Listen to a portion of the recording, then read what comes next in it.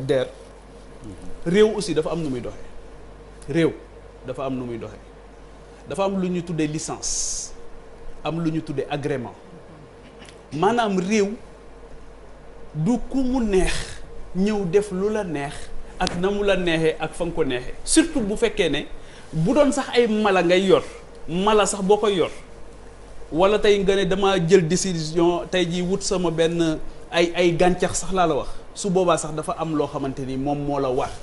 ci gàncax googu nga jël ne da nga koy toppatoo wala mala yooyu nga jël ne da nga koy toppatoo à plus forte raison nag doomu aadama quel que soit lu aventure boo mën a dem ak ñoom dafay am soit licence bu ñu lay jox wala agrément licence ak agrément nag cahier de charge moo koy lal cahier de charge boobu dafay am ay obligations yoo ci am tey dans ce débat là et c'est ça qui me frustre mais qui a dit kan moo joxe licence bi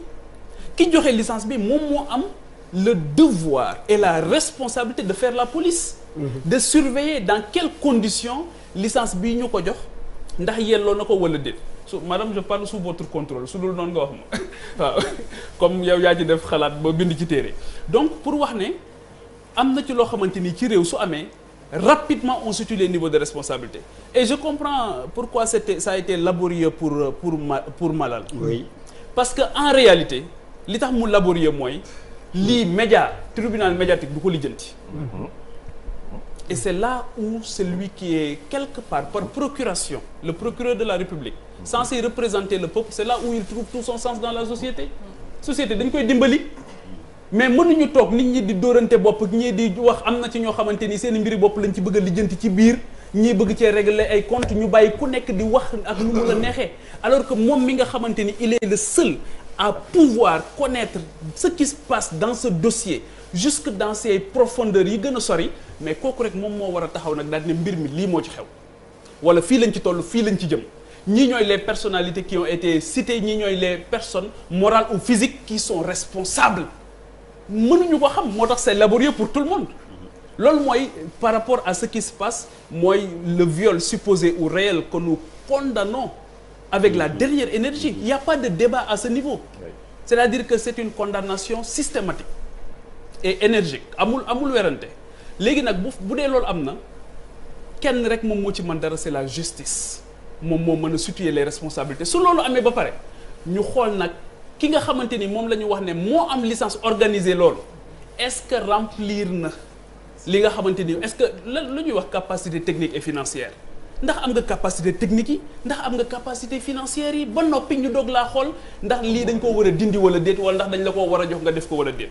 donc kan mooy joxe licence bi kan moo waroon a def police bi kan moo ko waroon a saytu parce que moom ci boppam nee na sax ci biir waxam bi ma koy déggee mu expliqué mu ne waaw hôtel bi ma leen doon yóbbu dama doon wut ay nit yu leen di surveiller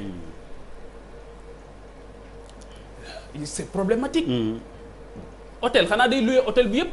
bu fekkee ne day louer hôtel bi yëpp sax dañ ko war a d'accord ne ko conditions yi nga leen fii nga leen di jëlee concours bi ce sera au niveau régional su paree bu ñu ñëwee Dakar ci conditions yi lañ war a nekk bu loolu paree nag ba nga xamante ni la justice est faite dans cette affaire là après nag su boobaa peut-être que dans un autre débat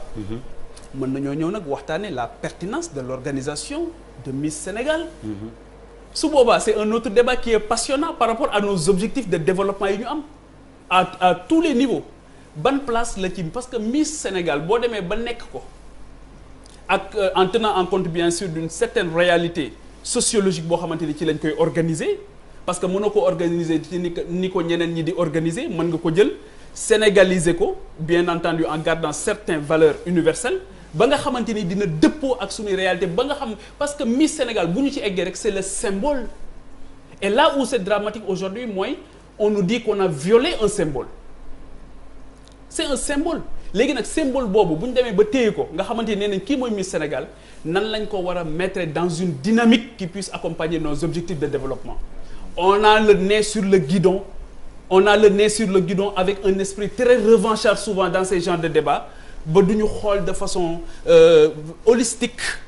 nan la ñu def ba nga xamante ni kenn ku ci nekk dina mën a xam lan mooy dëgg ak lan moo ko dëggul ak wax ji kan moo ciy wax te yàlla tax ak kan moo ci topp bakkanam rek et je pense qu'il y a un besoin de lucidité une nécessité impérieuse de se parler et de demander à la justice d'assumer sa responsabilité de demander au ministère qui a en charge ces genres de manifestations d'assumer sa responsabilité parce que moom moo délivré woon licence bi moom moo délivré woon agrément